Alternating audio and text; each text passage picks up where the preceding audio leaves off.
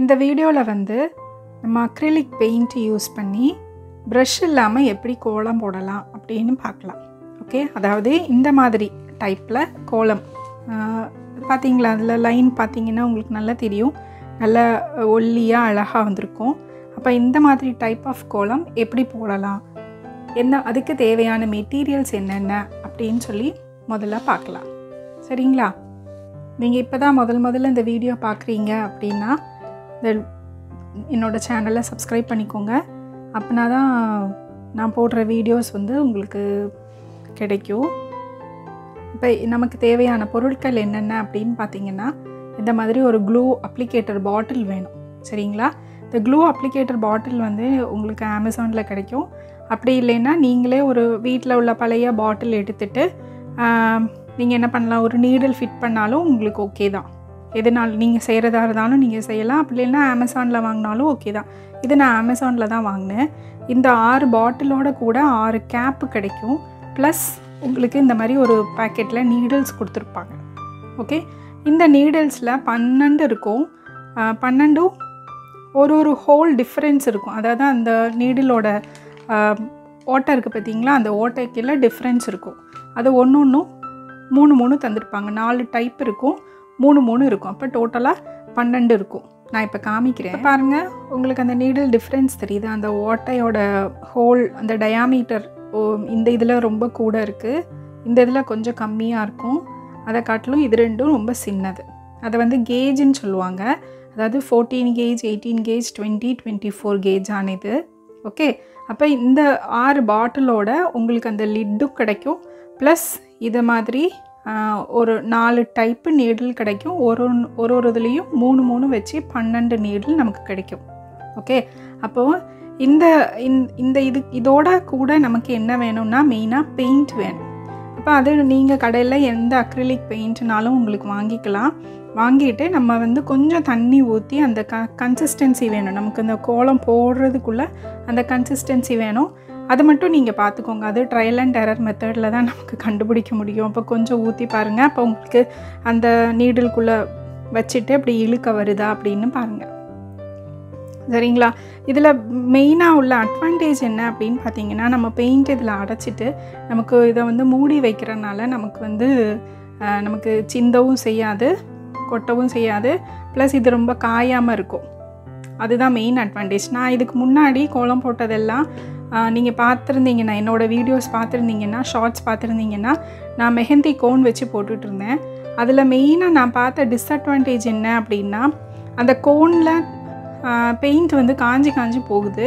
Plus நம்ம அதை வந்து திருப்பி அடைச்சி பெயிண்ட் அடைச்சி அந்த பேப்பர்லெல்லாம் பெயிண்ட் அதில் சுற்றி அப்படியே ஒட்டி இருக்கும். அப்போ அது குறைய பெயிண்ட்டு வேஸ்ட்டாக போகுதோ அப்படின்ற ஒரு எண்ணம் இருந்தது. அதனால தான் நான் க்ளூ அப்ளிகேட்டர் வாங்கி இப்போ யூஸ் பண்ண ஆரம்பித்தேன். அது எனக்கு கொஞ்சம் நல்லதாக தெரியுது எனக்கு. ஏன்னா பெயிண்ட் இதுக்குள்ளேயே இருக்கும், நமக்கு திருப்பி கொட்டணும்னு அவசியம் இல்லை. நமக்கு வேணுன்னா திருப்பி ரீஃபில் மாத்திரம் பண்ணால் போதும். சரிங்களா? அப்போ இப்போ நான் எப்படி அதை வந்து செய்யலாம் அப்படின்னு சொல்லித்தரேன். இந்த பாருங்கள், நான் என்னோடய ஒயிட் பாட்டிலில் அந்த நீடில், எந்த நீடில் வேணுமோ அந்த நீடிலில் நீங்கள் ஃபிட் பண்ணிக்கோங்க. அது நீங்கள் எந்த இது யூஸ் பண்ணாலும் அதுக்கு முன்னாடி நல்லா குலுக்கிக்கோங்க. அதுக்கு முன்னாடி நம்மளோட நோட்டில் வரைக்கிறதுக்கு முன்னாடி ஃபஸ்ட்டு ஒரு தடவை இந்த பாயிண்ட்டு, அந்த பெயிண்ட்டு வெளியில் வர்ற வரைக்கும் இந்த மாதிரி 2 கொஞ்சம் ரஃப் பேப்பரில் வரைச்சிக்கோங்க. வரைச்சிட்டு நம்ம எந்த கோலம் போட போகிறோமோ அதோட ஒரு பென்சில் வச்சுட்டு நீங்கள் பேப்பரில் ஃபஸ்ட்டு போட்டுக்கிறது நல்லது. அப்போ தான் ஈஸியாக நமக்கு போடவும் முடியும். அப்போ நீங்கள் அதை வச்சுட்டு நீங்கள் அதை வரைச்சதுக்கு மேலே இந்த மாதிரி அப்ளை பண்ணுங்கள். நீங்கள் வரைங்க, அவ்வளோதான். இப்போ நம்ம புள்ளி வச்சிட்டோம். புள்ளி வச்சதுக்கப்புறம் நம்ம இப்போ கோலம் போட போகிறோம். இப்போ நான் 2 கலர் எடுத்திருக்கேன். இப்போ நீங்கள் இதை பார்த்தா புரியும். ஒன்று வந்து ரெட் கலர், இன்னொன்று வந்து ஒரு லைட்டு, இதோட ஒயிட்டு சேர்த்து ஒரு லைட் கலர். இப்போ இது 2க்கும் டிஃப்ரென்ஸ் இருக்குது. நான் போடுறேன், நீங்கள் பார்த்துட்டு நீங்களே கண்டுபிடிச்சிருவீங்க. கண்டுபிடிச்சிட்டிங்கன்னா ஒன்று கமெண்ட் செக்ஷனில் கமெண்ட் பண்ணுங்கள். நான் இதை நல்லா குலுக்கிக்கிறேன். குலுக்கினதுக்கப்புறம் நான் இந்த வெளியில் உள்ளது ஒரு கலரும் உள்ளே உள்ளது வேறு ஒரு கலர் வச்சு அப்ளை பண்ண போகிறேன். சரிங்களா? அப்போ நான் இப்போ போட போகிறேன். நீங்கள் இதில் நான் என்ன டிஃப்ரென்ஸ் இருக்குது அப்படிங்கிறத நீங்களே சொல்லுங்கள். அதை வச்சுட்டு நீங்கள் அப்படியே மேலே, அது நம்ம ஆல்ரெடி வரைச்சிருக்கோம் பார்த்துருக்கீங்களா, அப்போ அதுக்கு மேலே அப்படியே வச்சு வரைச்சா போதும். ஆல்ரெடி நம்ம கோலப்பொடி வச்சு போட்டிருப்போம், அதனால நமக்கு அவ்வளோ பிரச்சனை இருக்காது படம் வரைக்கிறதுல. இப்போ நான் இது வந்து இந்த கலர் வச்சு பண்ணியிருக்கேன். இப்போ அடுத்த இந்த கலர் எடுக்க போகிறேன். இதில் ஏதாவது டிஃப்ரென்ஸ் உங்களுக்கு தெரியுதான்றதை நீங்கள் கமெண்ட் செக்ஷனில் கமெண்ட் பண்ணுங்கள்.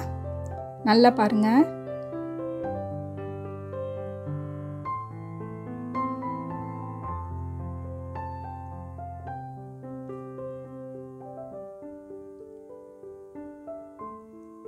தெரியுதா என்ன டிஃப்ரென்ஸ்னு தெரியுதா?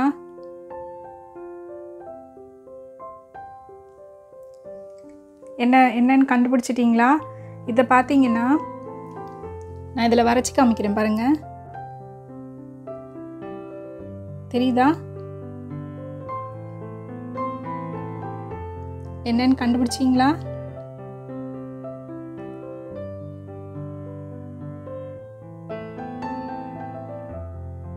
இந்த ரெண்டுக்கும் மெயினாக உள்ள டிஃப்ரென்ஸ் என்னென்னா, நானே சொல்கிறேன். தண்ணியோட அமௌண்ட்டு, கலர் மிக்ஸ் பண்ணும்போது நான் எடுத்துக்கிட்ட தண்ணியோட அமௌண்ட்டு எதில் கூட இருக்குது அப்படின்னா, இதில் கூட இருக்குது, இதில் கூட இருக்குது, இதில் கம்மியாக இருக்குது. அதான் அந்த டிஃப்ரென்ஸ் பாருங்கள். இந்த இப்போ நான் வச்சு காமிக்கிறேன் பாருங்கள். வெளியில் வரும்போது எப்படி எவ்வளோ ஈஸியாக வருதுன்னு பாருங்கள். இப்படி இருந்தால் அது வந்து ஸ்ப்ரெட் ஆக ஆரம்பிக்கும். இப்படி இருக்கக்கூடாது. ஆக்சுவலாக இது வந்து கொஞ்சம் ரொம்ப தண்ணியாகவும் இருக்கக்கூடாது, ரொம்ப கட்டியாகவும் இருக்கக்கூடாது. நம்ம இப்படி இழுக்கும்போது ஒழுங்காக அந்த இடத்துல நிற்கிற மாதிரி வேணும். அப்போ அந்த மாதிரி ஒரு கன்சிஸ்டன்சி நீங்கள் அதை மிக்ஸ் பண்ணும்போது தான் உங்களுக்கு தெரியும். சரிங்களா? நான் வந்து அமௌண்ட்டு சொன்னால் நானே அளந்தெல்லாம் பார்த்துலாம் கண்டுபிடிக்கல. நான் சும்மா ஒரு ட்ராப்பு ஊற்றுவேன், அப்புறம் குலுக்கி அப்புறம் இந்த மாதிரி லைன் போட்டு பார்ப்பேன், நமக்கு ஈஸியாக வருதா அப்படின்னு பார்ப்பேன். அப்புறமா திருப்பி அது நல்லா வரல அப்படின்னா திருப்பி ஒரு ட்ராப்பு ஊற்றி அப்படி கொஞ்சம் கொஞ்சமாக மிக்ஸ் பண்ணி இந்த மாதிரி பாட்டிலில் ஊற்றி வச்சது தான். அப்படி ஊற்றி வைக்கும்போது இதில் கொஞ்சம் கூடிருச்சு. இதில் கொஞ்சம் அக்ரிலிக் பெயிண்ட்டு திருப்பி போட்டு கொஞ்சம் கூடி மிக்ஸ் பண்ணால் நம்மளோட நார்மல் இதுக்கு வந்துடும். புரிஞ்சுதாங்க? அப்போ இதை மாதிரி நீங்களும் செஞ்சு பாருங்கள். செஞ்சு பார்த்துட்டு எல்லாருக்கும் ஷார்ட்ஸ் இதை மாதிரி போடலாம், எல்லோரும் முன்னேறலாம். இதில் இந்த வீடியோ உங்களுக்கு பிடிச்சிருந்தது, உங்களுக்கு ஈஸியாக புரிஞ்சுது அப்படின்னா கமெண்ட் செக்ஷனில் கமெண்ட் பண்ணுங்கள், லைக் பண்ணுங்கள், சப்ஸ்கிரைப் பண்ணுங்கள். ஓகே, பாய். இனி அடுத்த வீடியோவில் இது வந்து அக்ரிலிக் பெயிண்ட் வச்சு நம்ம பார்த்தோம். இது இல்லாமல் நமக்கு நிறைய ஆப் இருக்குது. அப்போ அந்த ஆப்பு வச்சு எப்படி நமக்கு கோலம் வரைக்கலாம் அப்படிங்கிற வீடியோ அடுத்த வீடியோவில் போடுறேன். அதையும் மறக்காமல் பாருங்கள். பாய்.